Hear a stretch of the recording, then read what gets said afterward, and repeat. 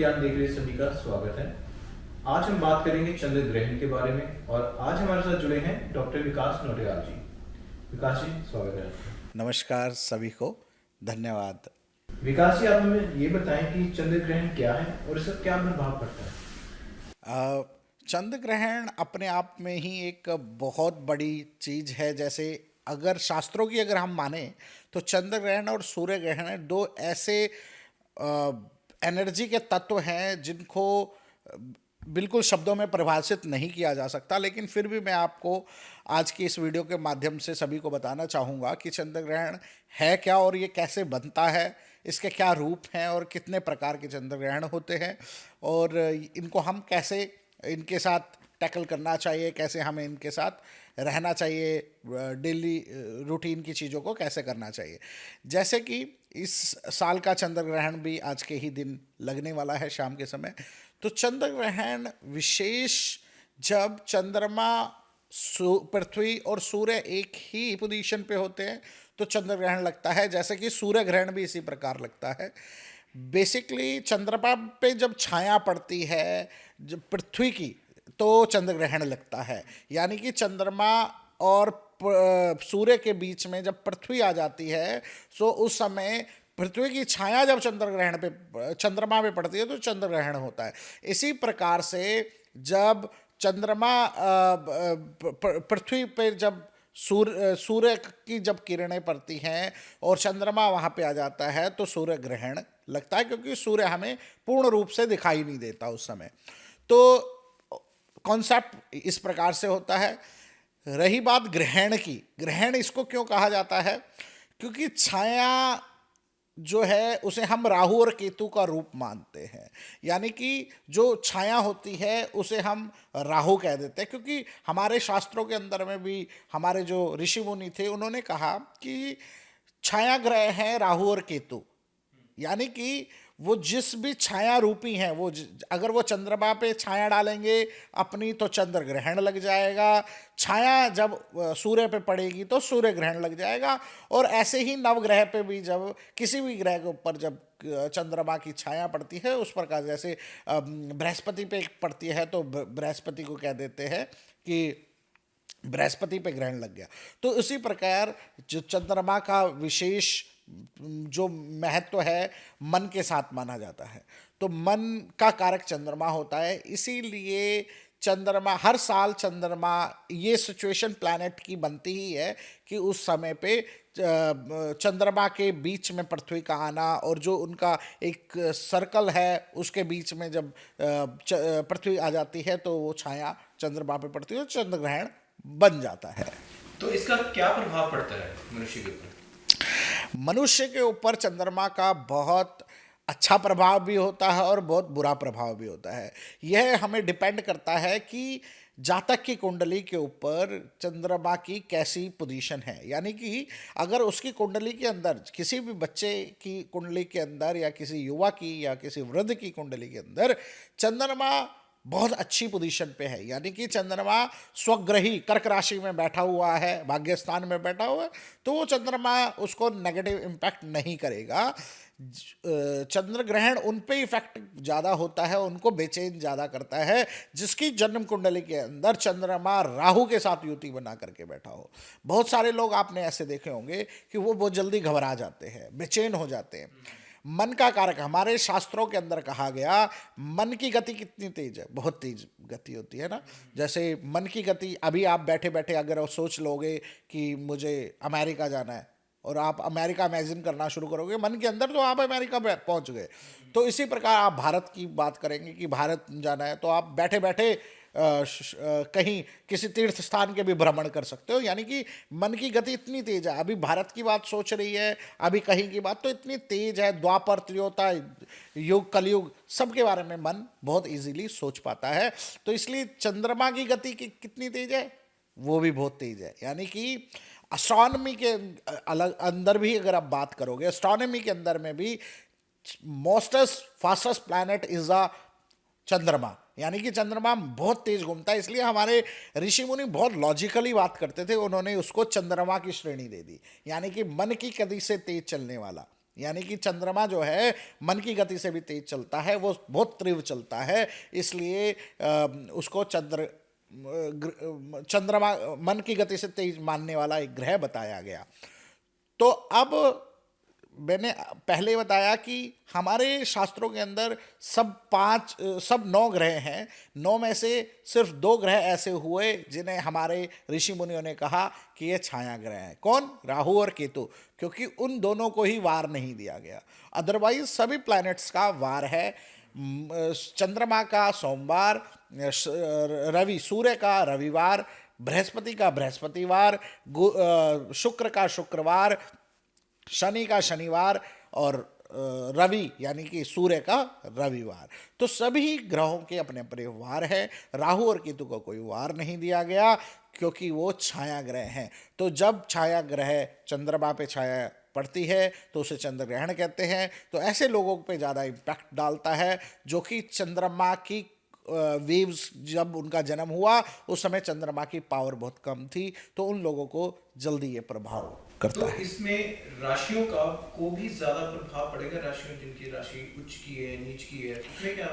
जी, राशि बहुत सारे लोगों की, जैसे राशियों की अगर हम बात करेंगे कि चंद्रमा की अपनी राशि कौन सी है, चंद्रमा की अपनी राशि है कर्क राशि, यानी कि कर्क राशि। अब राशि हजारों लोगों की एक जैसी होती है, लेकिन प्रभाव सब पे एक जैसा नहीं हो पाता, क्योंकि अगेन मैं वही बात कहूँगा कि जिस समय बच्चे का जन्म हुआ उस समय प्लैनेट की क्या पोजीशन थी। अगर उस समय चंद्रमा राहु के साथ युति बना रहा था तो उसके लिए खराब है। अगर वो इंडिविजुअली एक अच्छे हाउस में बैठा हुआ है, अच्छी पोजीशन पे बैठा हुआ है, तो उसको चंद्रमा कोई कष्ट नहीं देगा। ठीक है, तो आप मुझे ये बताएं, आपने बच्चों की बात की, तो प्रेग्नेंट लेडीज के बारे में क्या कहना चाहते हैं कि वो बाहर निकले, क्या प्रिकॉशंस ले? प्रेग्नेंट लेडीज के लिए चंद्र ग्रहण अच्छा नहीं माना जाता, क्योंकि हम प्रेग्नेंट लेडी के लिए इसके पीछे साइंटिफिक लॉजिक समझिए। हमारे जो ऋषि मुनियों ने कहा कि चंद्रमा एक ऐसा ग्रह है जिसके अंदर बहुत तगड़ी पावर है। आज जैसे ही उस पर ग्रहण लगता है, देखो आप कभी भी देखते होंगे कि स्त्रियों को जल्दी बेचैन हो जाती है, घबराहट जल्दी हो जाती है, क्योंकि स्त्री को भी चंद्र का कारक माना गया है। यानी कि अगर किसी को कुंडली के अंदर हम बात करेंगे, माँ का कारक चंद्रमा ही माना जाता है, स्त्रियों का कारक स्त्री ग्रह चंद्रमा को माना जाता है। तो अगर हम बात करें प्रेग्नेंट लेडी की, जब लेडी प्रेग्नेंट होती है तो उस समय जो 9 महीने का वो जो साइकिल है, वो पेट के अंदर अनेकों प्रकार की चीज़ें चलती हैं, हार्मोन्स चेंज होते हैं और पेट के अंदर पानी होता है जिसके अंदर बच्चा सरवाइव कर रहा होता है। तो पानी से सीधा संबंध है चंद्रमा का, तो इसलिए कहते हैं कि बच्चे को कोई प्रॉब्लम ना आए। आपने देखा होगा कि जब भी फुल मून होता है, पूर्णिमासी जिस दिन होती है, जिसे हम फुल मून कहते हैं, उस समय ज्वार भाटे बहुत आते हैं, लहरें बहुत तेज हो जाती है। क्यों? क्योंकि चंद्रमा का इफेक्ट बहुत तेज होता है और वो पानी को बहा देता है। इसीलिए बहुत अच्छे जानकार, मेरे भी बहुत सारे ऐसे डॉक्टर्स हैं जो खुद बताते हैं कि पूर्णिमासी के दिन, पूर्णिमा के आसपास जो 1-2 दिन होते हैं और फुल मून वाले दिन रक्त संचार बहुत तेज होता है। किसी भी पेशेंट की अगर वो ऑपरेशन करते हैं तो देखते हैं, क्योंकि हमारे ब्लड के अंदर पानी होता है ना, तो उसी की वजह से चंद्रमा का इफेक्ट पानी को बहुत तेज अट्रैक्ट करता है अपनी ओर। इसीलिए मना किया जाता है कि गर्भवती महिला को आपको प्रिकॉशन रखना चाहिए चंद्र ग्रहण के समय पे। दूसरी चीज, बहुत बार ये भी आपने सुना होगा घर के बड़े बुजुर्गों से कि चंद्र ग्रहण वाले दिन गर्भवती महिला को बाहर नहीं निकलना चाहिए, और दूसरी चीज, उसे नोकीली चीजों को उठाना नहीं चाहिए, जैसे चाकू हो गया, कोई सुई हो गया, कोई भी नोकीली धातु, उनको नहीं स्पर्श करना चाहिए। अगर आज की डेट की बात करें तो कई लोगों का प्रश्न होता है कि क्यों ना करें, इसके पीछे कारण क्या है? इसके पीछे भी साइंटिफिकली कारण यही है जो हमारे ऋषि मुनियों ने बनाया कि जब आप बाई चांस, भगवान ना करे ऐसा हो, अगर वो लेडी उस समय कोई चाकू उठा लेती है, उसके ना चाहते हुए भी हाथ में कोई कट लग जाए, तो वो ब्लड सर्कुलेशन इतना ज़्यादा होगा उस समय, और होगा भी कैसा, क्योंकि चंद्रमा पे ग्रहण है, उसकी अपने पॉजिटिव वेव्स नहीं है, उस पर नेगेटिव छाया का प्रभाव है, यानी कि मिक्स होकर के छाया आ रही है, तो वो जब उसका ब्लड निकलेगा तो उसके लिए वो कष्टकारी हो सकता है, उसके ब्लड को वो दूषित कर सकती है, वो जो एनवायरमेंट वातावरण के अंदर जो नेगेटिव वाइब्स हैं, क्योंकि चंद्रमा की अपनी पॉजिटिव वाइब्स है, सूर्य की अपनी पॉजिटिव वाइब्स है, वाइ जब उनके अंदर किसी भी छाया का ग्रह असर पड़ेगा तो डेफिनेटली वो वातावरण में दूषित हो जाएगी। तो इसीलिए मना किया जाता है कि गर्भवती महिला को ये कोई नोकीले पदार्थों को छूना नहीं चाहिए, चाकू नहीं छूना चाहिए, और इन चीज़ों का मतलब खाद्य पदार्थ पानी को भी उस समय कुछ ना कुछ उसमें मिला करके ही ग्रहण करना चाहिए। तो हमने पानी की बात की, तो फूड से रिलेटेड इसमें क्या प्रिकॉशंस कर सकते हैं कि कितनी देर पहले करें ताकि हमारा कोई ऐसा नेगेटिविटी ना आए? शास्त्रों के अंदर चंद्रमा और सूर्य के लिए कुछ अवधि बताई गई है, यानी कि कुछ टाइम पीरियड बताया गया है कि अगर आप, जब हम गणित ज्योतिष की बात करते हैं, पंचांग की बात करते हैं, तो हम देखते हैं कि चंद्रमा का किस टाइम पे ग्रहण लगेगा, यानी कि हम उस पर्टिकुलर उसी टाइम को बता देते हैं पंचांग खोल के कि इस टाइम पे ग्रहण लगेगा। हमारे जितने भी विद्वान शास्त्री हैं उसी टाइम बता देंगे इस टाइम पे ग्रहण, चंद्र ग्रहण लगेगा, इस टाइम पे सूर्य ग्रहण लगेगा।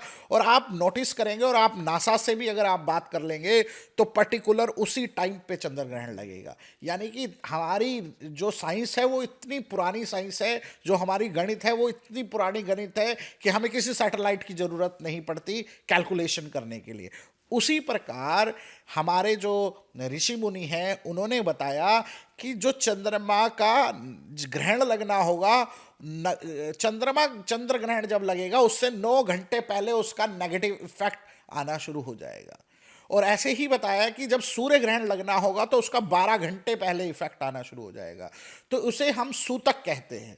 शास्त्रों के अंदर हम अगर बात करें उसको सूतक कहते हैं। सूतक काल शुरू हो जाता है चंद्र ग्रहण से 9 घंटे पहले, यानी कि 9 घंटे पहले से अगर आपके घर में कोई फूड रखा है, जो आपने बात की पानी की और फूड की, आप उसमें तुलसी मिलाइए, क्योंकि तुलसी बहुत पवित्र माना जाता है। कुशा, एक कुश होती है, उसका घास होती है वो एक, उसको हमारे शास्त्रों के अंदर कहा गया कि उसको मिलाइए तो चंद्रमा का नेगेटिव इफेक्ट आपके भोजन पे नहीं पड़ेगा। आप जितने भी घर में फ्रिज में अगर कोई सामान रखा है, दूध रखा है, उसके अंदर कुशा मिला दीजिए। मैं आपको 100% कहता हूँ, कुशा और तुलसी एक ऐसा मात्र चीज़ है जिसको आप भोजन में डाल देंगे कभी खराब नहीं होगा।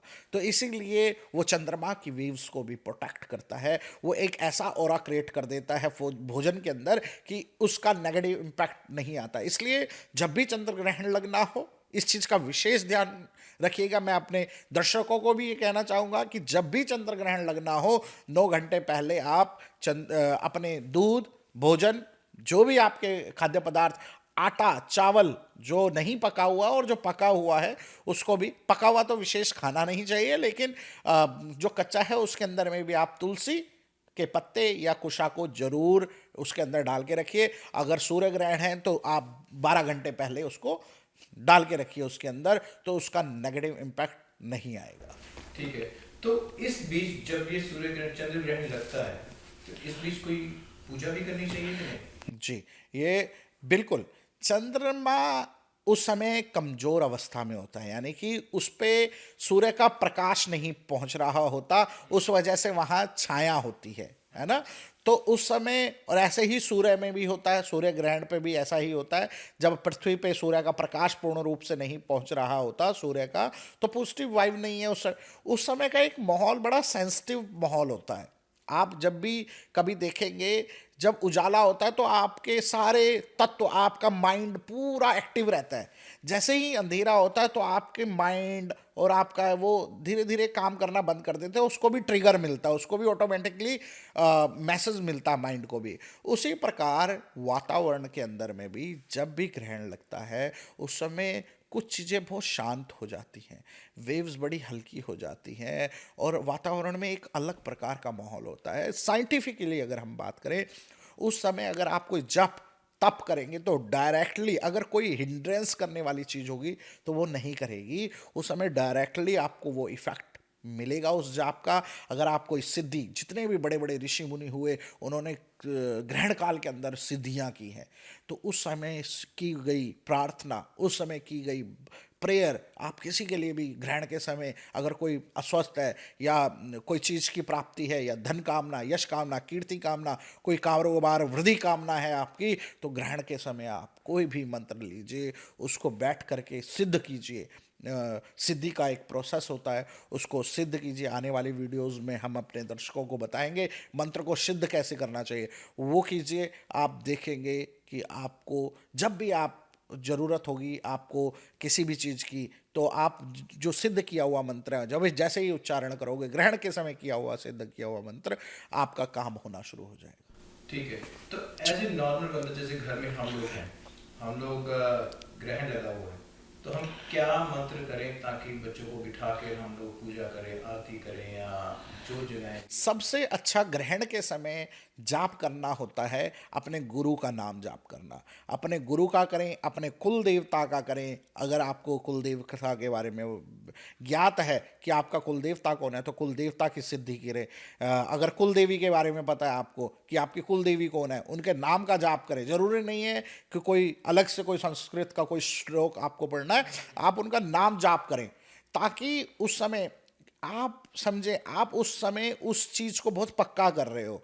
अगर आप कहते हो ओम भटुकाय नमः, या आप कहते हो भैरवाय नमः, अगर आपका भैरव देवता कुल देवता है, तो वो आप यूजुअल डेज में जब ग्रहण नहीं है आप करोगे तो उसका इफेक्ट इतना नहीं होगा जितना आपका ग्रहण के समय किया गया इफेक्टिव होगा। और जब भी आप उसका चैंट करोगे तो आपको लाभ होगा। तो आपका प्रश्न था कि कौन सा करें, तो मैं कहूँगा कि कुल देवता या कुल देवी का या अपने गुरु का जाप करें, वो आपके लिए लाभकारी होगा। ठीक है। तो जब ग्रहण लगता है, आज मेरे घर से फोन आया, कहते कि तुम जल्दी आ जाना, क्योंकि ग्रहण के वक्त बाहर मत निकलना, और 7 बजे से पहले या जो लगना है ग्रहण, उसे आधा घंटा 1 घंटा पहले घर पे रहें। तो लोगों को क्या कहना चाहते हैं कि लोग बाहर निकले ज़्यादा कि ना निकले? देखिए, मैंने आपको बताया कि ग्रहण कोई अननेचुरल चीज नहीं है, वो नेचुरल है, प्राकृतिक की है, भगवान ने बनाया है, भगवान ने रचना की है। तो कोई भी प्राकृतिक चीज कभी कोई हार्मफुल नहीं होती। लेकिन अगेन मैंने बताया कि प्रारब्ध भी जो हमारे हैं भगवान ही हमें देता है, जिसे हम डेस्टिनी कहते हैं।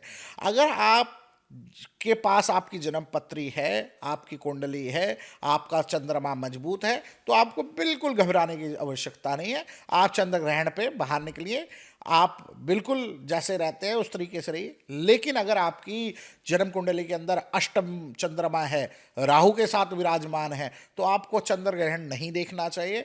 मैं एक गुरुकुल का विद्यार्थी होने के नाते और मैंने इसमें रिसर्च की है, तो इसलिए आपको स्पष्ट शब्दों में ये बताना चाहूँगा। अगर आपने किसी अच्छे एस्ट्रोलॉजर से, एक विद्वान ज्योतिषी कुंडली दिखवाई है और उन्होंने बताया कि आपका चंद्रमा नीच अवस्था में है या आपका चंद्रमा अच्छी सिचुएशन में नहीं है, तो आपको नहीं निकलना चाहिए। क्योंकि चंद्रमा के तो बहुत इफेक्ट मैंने अपने जीवन के अंदर देखे हैं, अपने क्लाइंटों के जीवन के अंदर देखे हैं, और रिसर्च के माध्यम से जब थीसिस लिखनी होती है तो उसके अंदर हमने अनेकों कुंडलियां इकट्ठी की है, जिसके अंदर हमने देखने को मिला कि जितने ज़्यादा सुसाइड केस होते हैं चंद्रमा की इम्पैक्ट की वजह से होते हैं। जिनका चंद्रमा में राहु होता है, उस टाइम की सिचुएशन, महादशा, अंतरदशा, प्रत्यंतर दशा में उस समय के चंद्रमा का ऐसा संबंध बनता है कि बहुत, आप ऐसा व्यक्ति होगा आप सोच भी नहीं सकते कि ये कभी सुसाइड कर सकता है, लेकिन वो व्यक्ति भी, बहुत विल पावर उसकी स्ट्रांग है, वो व्यक्ति भी ऐसा कर जाता है। चंद्रमा का इतना तगड़ा इम्पैक्ट होता है। सो विकास जी, आप हमें ये बताएं कि मंदिर क्यों बंद कर दिए जाते हैं?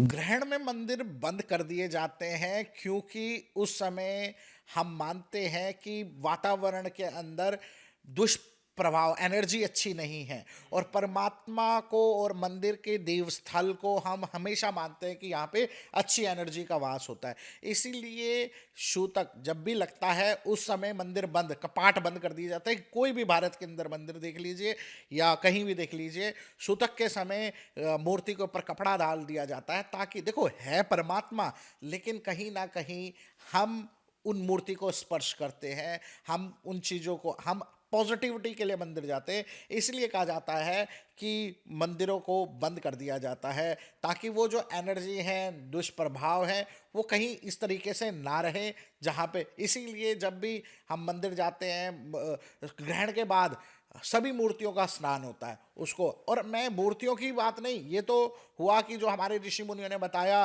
कि आप ग्रहण के बाद मूर्तियों का स्नान कीजिए, उन्होंने इसीलिए बताया था बैक्टीरियाज की वजह से। पता नहीं उस समय कैसे बैक्टीरियाज थे, लेकिन हमें मंदिरों को ही बंद नहीं, हमें अपने लिए भी, जो भी जैसा भी व्यक्ति है, ग्रहण के बाद जरूर स्नान करना चाहिए। जैसे ही ग्रहण खत्म हुआ उसके बाद आपको जरूर स्नान करना चाहिए। ये कुछ चीज़ों की अवेयरनेस नहीं है, तो इसलिए हमें पता नहीं होता। इस चीज़ की अवेयरनेस है कि मंदिर बंद कर दिए जाते हैं, तो इसलिए हम उस बारे में प्रश्न भी कर पा रहे हैं।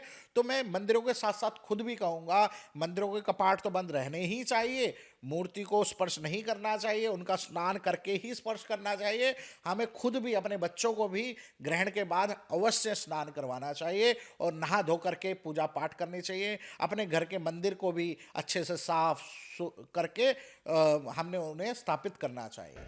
आप कह रहे हैं मंदिर को स्थापित करना चाहिए, मतलब हमें जोत जलानी चाहिए घर में, दिया होगा? नहीं, जो मूर्तियां हैं उनको स्नान करके उसके बाद में अच्छे से स्नान करके गंगा जल का छींटा मार लें पूरे घर के अंदर, क्योंकि गंगा जल बहुत पवित्र माना जाता है। तो गंगा जल का छींटा मारें। अपने ऊपर भी जब आप नहाएं तो गंगा जल डाल लें, गंगा जल से नहा करके उसके बाद में शुद्ध हों, उसके बाद में पूजन करें, आरती करें।